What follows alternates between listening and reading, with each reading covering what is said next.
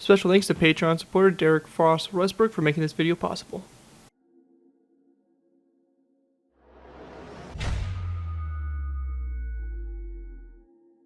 Hello ladies and gentlemen, it's Cayde here bringing you another Minecraft World War II vehicle tutorial. In this tutorial, we'll be going ahead and building the Waffenträger Krupp-Steyr Mit PaK 43.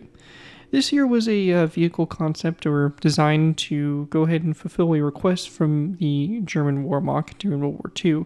After 1944, lots of retreats and defensive positions and stuff like that for Germany, they decided that they need to kind of consolidate more of their heavier anti-tank or artillery weapons onto the chassis of mobile vehicles, which would allow them to quickly be able to change the ever-changing front and easily retreat if need be, or even help with offensives.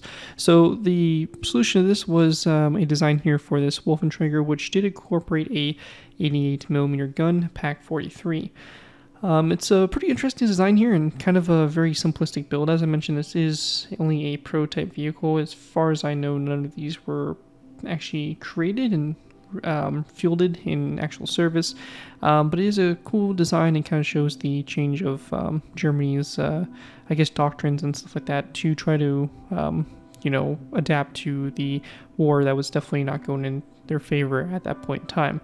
So it's a cool vehicle. It is also in War Thunder, so you may be a little bit more familiar with the vehicle. It is a kind of higher tier tank destroyer and a pretty powerful one nonetheless. Before we go and jump into the tutorial, though, I do want to go ahead and give a special thanks to Patreon supporter Derek Frost Westbrook for making this tutorial possible. If you guys are interested in supporting the channel where you already do, feel free to check my Patreon page. Link is always in my video descriptions, where you can go and put a small amount to the channel every month, and in doing so, earn a vehicle request of your choosing. It really helps support the work I do on my channel. It's really greatly appreciated, so definitely feel free to check that out. Again, link for that is going to be down in the video description. With that, though, let's go and dive in here and take a look at the Waffenträger Krupp-Steyr Mit PaK 43. So going ahead and getting started with here, we have the vehicle itself. It's a very small chassis vehicle, obviously kind of a lighter weight, smaller compact vehicle, and really its only purpose to transport this heavy 88mm gun.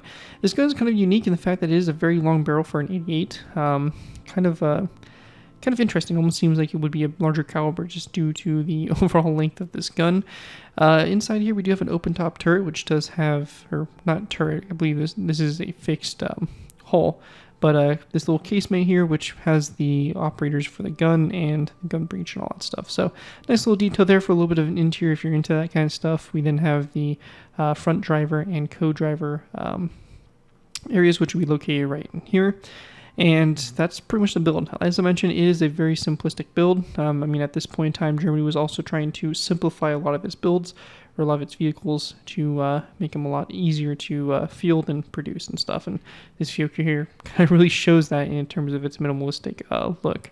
Anyways, those should be an interesting build to add in if you're looking for some kind of late war tank destroyer from Germany. Without further ado, let's go ahead and move into the tutorial by beginning with our first layer. Alright guys, moving into our first layer here, we will be going ahead and start with layer 1. For layer 1 to get started with here, we're going to place down a narrow brick slab, followed by a narrow brick top slab coming off that. We then want to place down a stripped birchwood log sideways, then 2 smooth sandstone stairs back to back, a narrow stripped birchwood log sideways, and narrow 2 smooth sandstone stairs back to back. We're going to go then place down a narrow brick block here, slab in the ground, and then we want to go and then place down a birchwood top slab here on the side. After that, we're going to then place down a narrow brick upside down stair. Then an item frame on the side of this slab, and that item frame a cobweb like so. We'll also place down item frames on these stripped birchwood logs, and in those item frames we're going to place down some yellow stained glass panes, as well as a birchwood button for if you're on Java. If you're on Java, you can place the birchwood button. If not, then you can just do the item frame technique.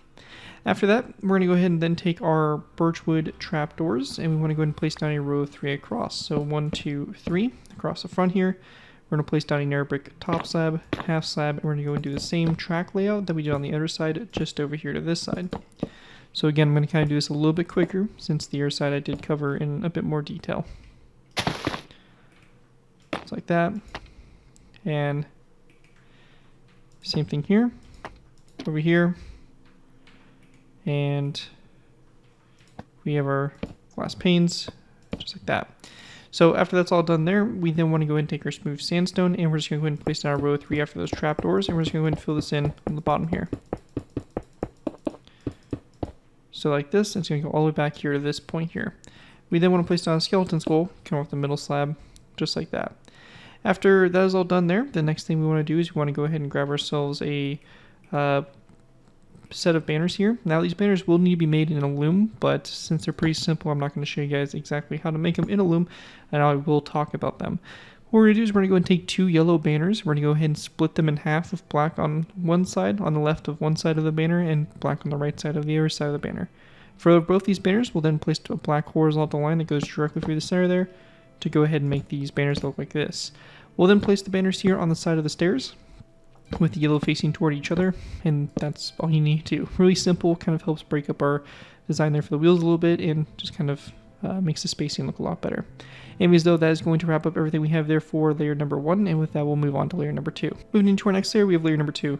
For layer 2 to start with, we're going to place down a row 3 of sandstone stairs across the front here, and then we're going to place down a birchwood slab to both sides, as well as a dark oak wood sign come off the side here of these slabs. We'll then take our smooth sandstone, we're going to place down a row 3 across the center here, a second row, and 3, 4, 5, 6, 7, and 8 rows of 3 of smooth sandstone going back from those stairs. On the sides here, we're going to take narrow brick slabs, and we're going to place down 1, 2, 3, 4, 5, 6, 7, 8 narrow brick slabs, and over here, same thing, 1, 2, 3, 4, 5, 6, 7, 8. We'll then place down a daylight detector on the back here, turn that to night mode, like so on both sides, as well as a row 3 of sandstone walls across the center, an item frame on the 2 side ones, and then a tripwire hook in the item frames rotated face downwards. So it's going to look just like that there. After that is all done, that is going to conclude everything there is there for layer 2, and with that we'll move on to layer number 3. Moving into our next layer, we move into layer number 3. For layer 3 to start with, we're going to go ahead and place down a row 3 of daylight detectors across the front here. We then want to place down a birchwood slab here in the center, and then we're going to go ahead and place down an end portal frame to both sides of that slab. Behind this, we're going to place down a birchwood slab going back from the end portals, as well as a smooth sandstone slab that's going to go directly across here in the middle. And then to the sides here, we're going to place down 1 sandstone slab coming off the sides, as well as 2 birchwood trapdoors going forward from those slabs like so. On what will be the left side of the vehicle, so this side here, we're going to place down a item frame with a snowball, and on the other side, we're going to go and just leave that blank. Then in the very center here on the stair, also from the previous layer I forgot to do, we're going to place down an item frame, and then a tripwire hook in the item frame and rotate it face downwards. We'll then take our sandstone stairs, we're going to place down a row of 3 across this space here, and then we're going to place down a sandstone slab in the corners, or to the sides there like so. We're going to go then take our smooth sandstone, and we're going to place down another row of 3 of smooth sandstone full blocks. Then at this point here, we're going to go and place down a sandstone slab to the side, and then we're going to place down 2 sandstone stairs going back. Same thing over here. After that, we're going to place down a sandstone slab here in the corners, and we're going to then place down a row 3 of sandstone full blocks across. We'll then place down 2 birchwood slabs to both sides, and a sandstone slab directly there in the center. Now, with that all done, that is going to pretty much wrap up what we have there for the exterior for this layer. The interior, we do have a little bit to talk about, not a whole lot, but just a slight bit. First being here is that we are going to place down a birchwood fence gate here in the center. We're going to open this toward the front, and then another birchwood fence gate here, which will also be open to the front.